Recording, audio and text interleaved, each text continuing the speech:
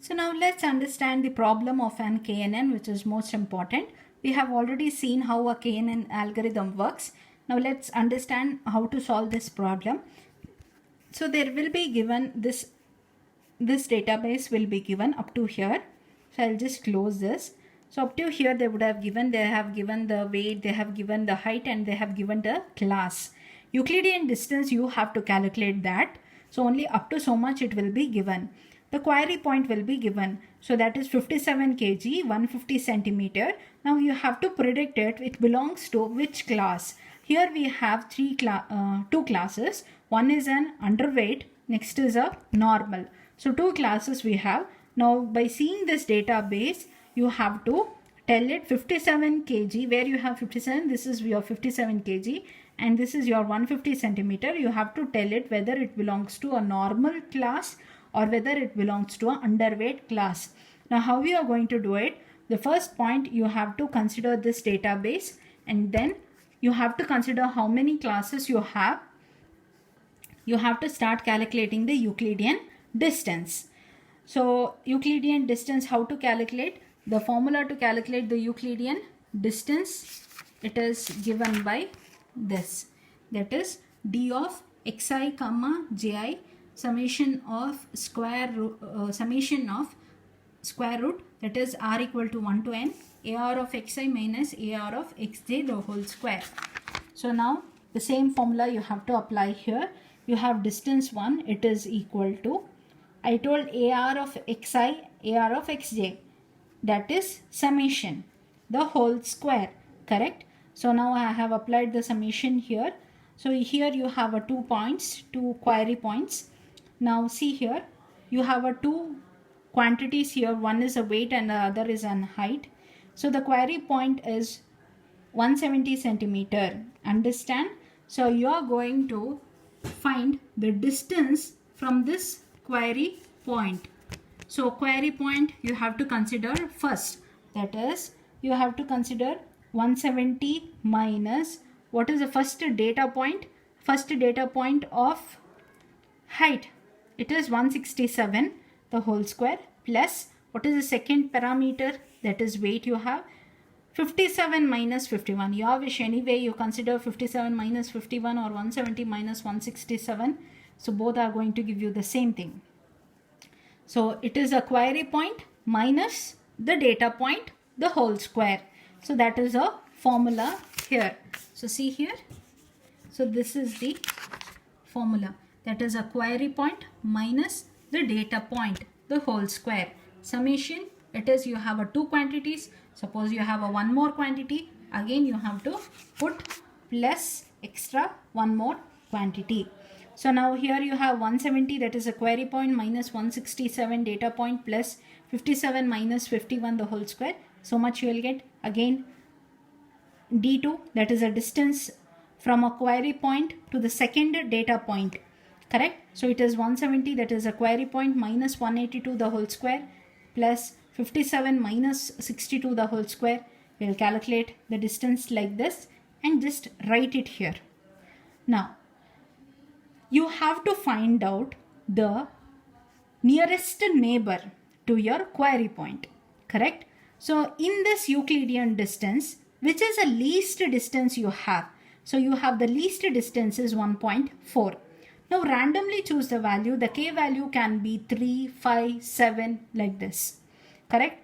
So you have to do it until you get a correct prediction, right? So just when you see the training database, you can see here 57 you have and 170 you have, and by seeing this itself you can say that the class it belongs to is normal, correct?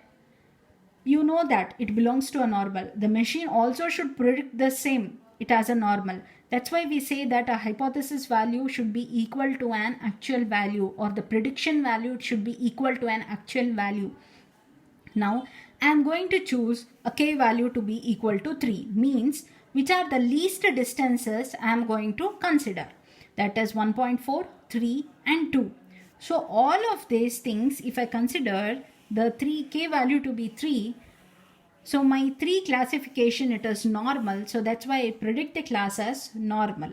So that is a meaning here. The k value is 3. So which is the maximum data points I have here? The maximum data points classification I have here is normal, normal, normal.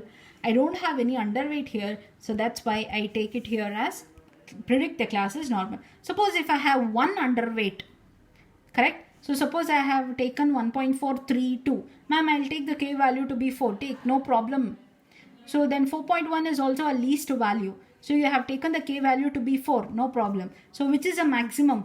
Underweight I have only 1 point and 3 values to be as a normal. So maximum is 3 normal. So that's why I predict the class as normal. Understood? So this is one problem. Let's see another problem. So this is a, see here, I have predicted the class as normal.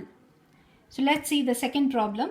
I have written here which are the two parameters I have here, acid durability and strength I have.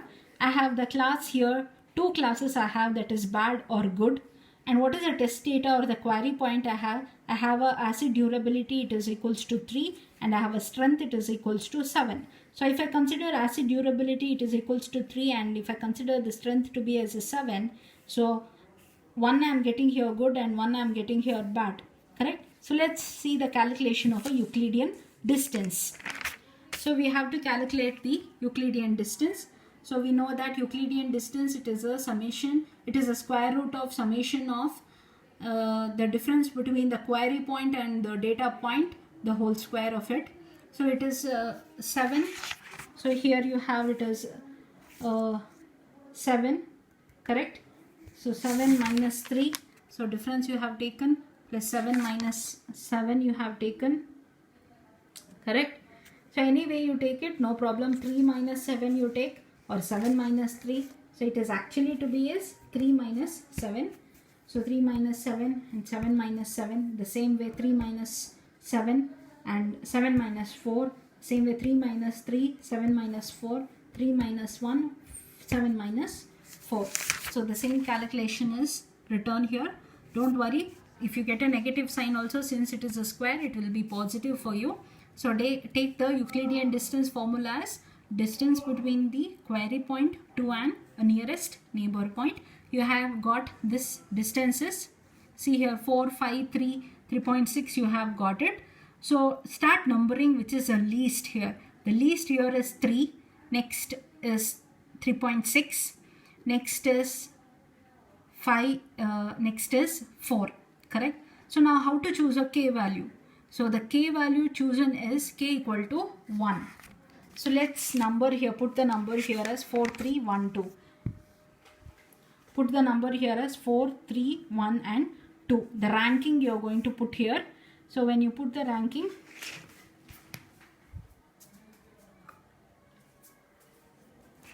just put the ranking here as 4, 3, 1 and 2.